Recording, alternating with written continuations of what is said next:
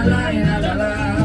la orilla de una playa, el caimán tomaba el sol, preparaba su atarraya, sus anzuelos y su arpón, para pescar a camayas, pescados y camarón. ¡Hola, Alejandro!